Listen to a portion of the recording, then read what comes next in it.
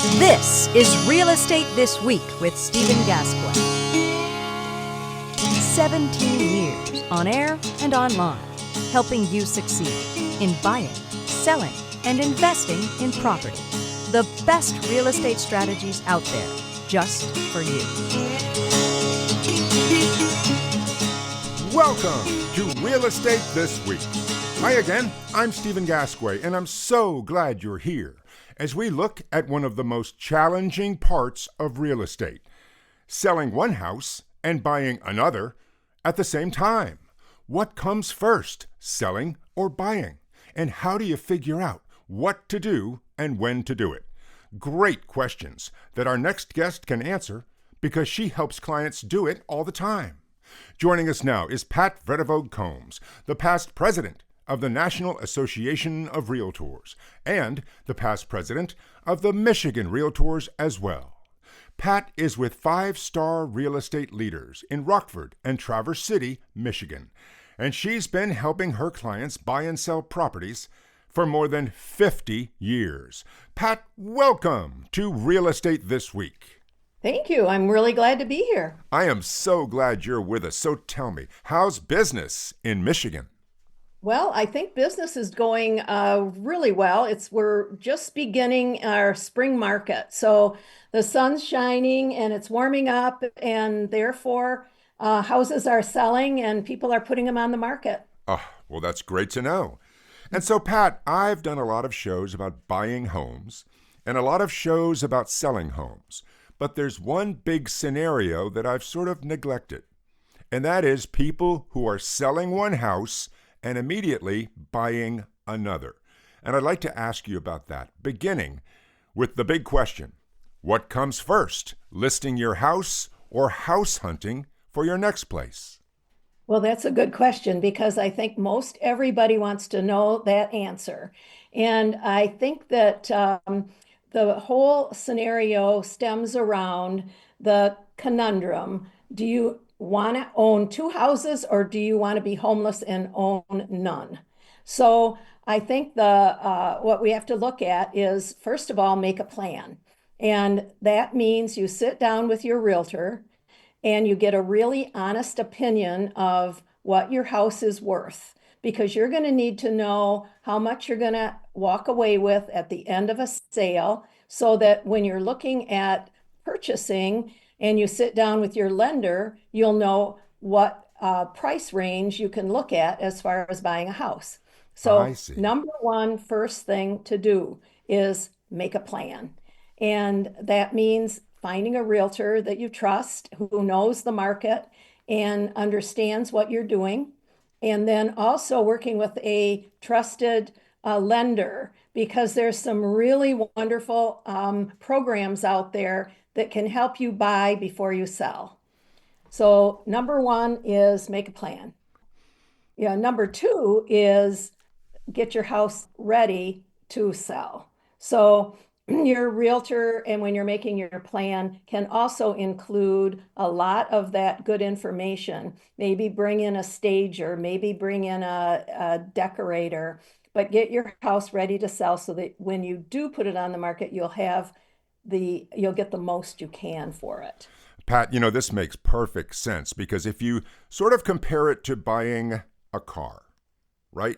You want to trade in your car and you want it to be looking as good as possible so you get the biggest possible trade-in. And then you wouldn't go shopping for a car unless you knew how much you can afford. And so this makes perfect sense. But something you said a moment ago, you want to find out how much you might be able to sell your current house for.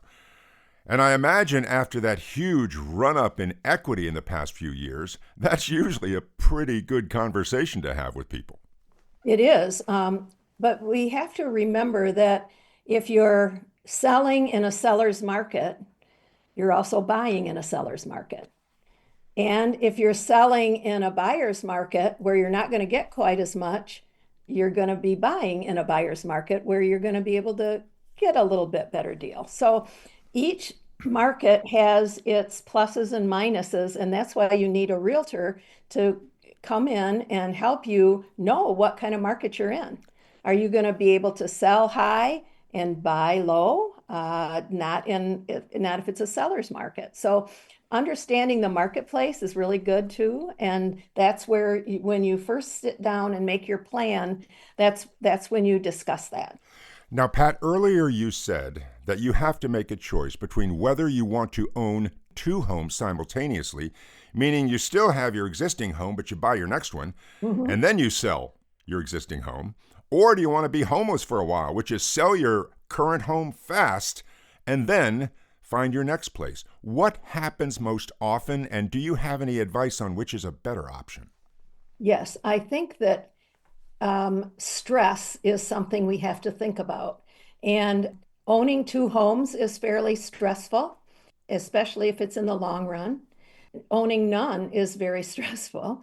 So I think that's why we're saying sit down and make a plan. So the next step after sitting down, finding out how much you can get for your house is sitting down with a lender and looking at the various plans out there to help you purchase your dream house, still own your house, use the equity you have in as a down payment, and then selling your house. That way, you know you've got the house that you want, and you know what you're going to get for your house in the marketplace you're in, and that's the least stressful scenario. I see. So that's what we recommend here, especially if you're still in a fairly strong seller's market.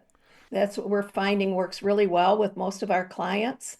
We sit down with a lender. They've got 3 or 4 really interesting, good programs, and you might want to have a few lenders on your show talking about some of these programs.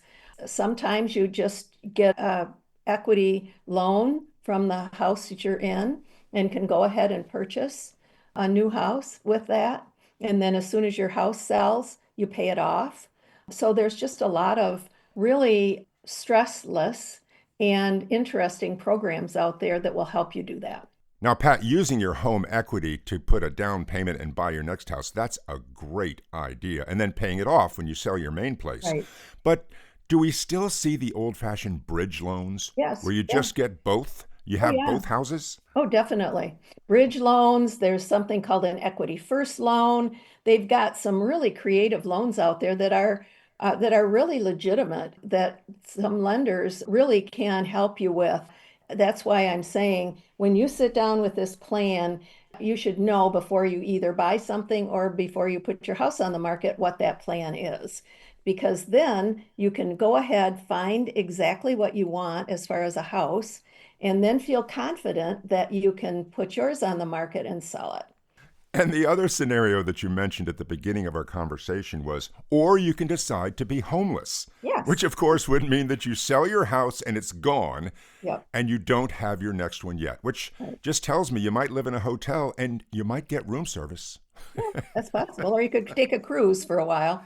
Um, Right. but I think that the thing that you have to think about there is when you sell your house, and one of the things that we are often doing is having a delayed possession, so that when you list it, you list your house saying, well, you can buy my house, but you can't move into it for 2 months, say. And that gives if the buyer doesn't want to do a home equity or a extra loan, that would give them the flexibility of a couple months of house hunting to find something that they feel comfortable with.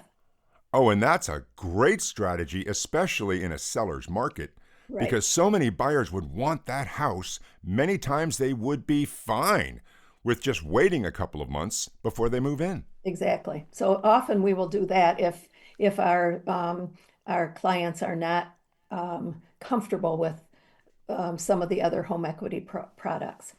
Okay. And Pat, another question about what happens to the life of the seller.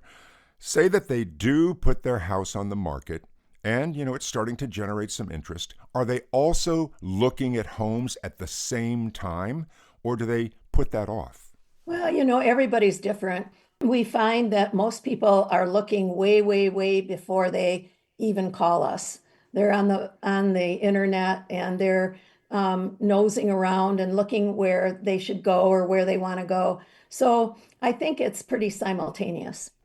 I see. And Pat, what about when they find that house that they just plain love, but they haven't sold theirs yet? Now, would another seller allow them to take their house and get a ratified contract on it and get them off the market if they hadn't sold their first one yet? Well, again, it depends on where you are in the marketplace. I would say a year ago, there wasn't a prayer. If you came in with an offer and it was contingent on the sale of your house, they wouldn't even look at you. Today's market is a little calmer than that. And we're seeing every once in a while that we could bring in a contingent offer if it's a very good one, and they would accept it, but they would also leave it on the market so that anybody else, if they wanted to buy it, could do that. Which brings about the dreaded kick-out clause. Could you explain that for us, Pat? Well, sure, you're making an offer and you have it signed and everything's ready to go, but it is contingent. Anybody can walk in, and whether their offer is more or less or any other scenarios with it, they can kick yours out and they can take the offer that's sitting in front of them. And another scenario you see a lot, I'm sure, is that, yes, you put your house on the market and now you have an offer, but it hasn't sold yet. And then you start house hunting and you want to put another house under contract. Will that offer on your current house be enough to convince a seller that you're the real deal and you're going to go the whole distance to the closing table? It depends, again, timing. So if you have an offer on your house and you've already gone through inspections and your inspections are clear, and if the buyer's getting a mortgage and they have been pre-approved and they're through the mortgage process, yes, more than likely a seller will say, okay, I will take mine off the market and accept yours and go to close. If those two scenarios aren't done, for instance, somebody just sold their house, they haven't gone through the inspection process, and the buyers aren't already approved through the bank with that house, and the appraisal isn't done, likely the seller on that house is going to say, whoa, whoa, whoa, wait a minute. I'm not ready to accept this offer. Right, because everyone wants a sure thing. They Right. want the closest thing to a guarantee that they can get. Exactly. And Pat, tell me, how often does this happen in your business where someone is selling one house and buying another simultaneously? All the time. It's definitely all the time. I mean, every once in a while we get new buyers in from out of state and out of the country who are looking to buy, and that usually isn't a problem. A lot of times, if they're a relocation, the relocation company, even though they haven't sold their house, will guarantee it. So those are pretty easy buyers because the sellers will take their house off the market if we bring them an offer and it's a relocation company. And Pat, what about the move? If I sell one house and I'm buying another, say in the same city, can I do a move in one day? Yes. Is it crazy? Yes. Really? Yeah. The biggest problem is finding a mover because they're busy too. But yeah, you can do it. What we like to do is have maybe a 5-day swing on the times that we set up in the contracts so that if you have a buyer that put in an offer, they give them 5 days of possession, that they can take those 5 days to move. So a lot of times that will work fine. It just depends. If it's an empty house, not a problem. If the sellers have to move before the buyers can get in, it's pretty hairy. It's been done, but we always like to give them a few days. That is so interesting. And Pat, the fact that it happens all the time makes this such an important conversation because so many people, when they begin the process, they wonder, what do I do? And when do I do it? And how do I do it? And you have answered every one of those questions.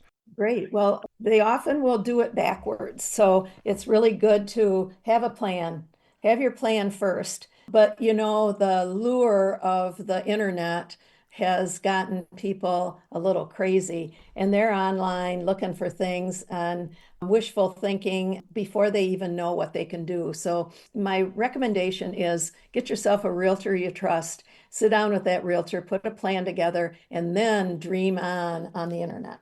That's great, because I imagine, Pat, that you do get situations in which someone comes to you and says, "Oh, Pat, I found the greatest house out in the country. I want to buy it, and to pay for it, I want to sell my house." You get that all the time, don't you? Yep. More and more. And do you just say, "Hold on, hotshot, slow down"? Yeah. We'll definitely show it to them, but we need to sit down and have a little meeting about where we're going. Well, Pat, once again, this is a very common scenario, and people really need to know what to do, when to do it, and how to do it. And since you have done it so many times for your clients, I really want to thank you for being on the show today and explaining exactly what's involved in selling one house and buying another simultaneously. Pat, thank you. You're welcome. Thanks a lot for having me. You're very welcome. Pat Vredevoogd Combs, the past president of the National Association of Realtors and the past president of the Michigan Realtors as well. Pat is with 5-star real estate leaders in Rockford and Traverse City, Michigan, and she's been helping her clients buy and sell properties for more than 50 years. Next time on Real Estate This Week, The Mortgage Show. Expert advice on how to get the best mortgage at the best rate just for you. We'll explain what to do and how to do it in any real estate market. And until then, I'm Stephen Gasque, and thank you for listening.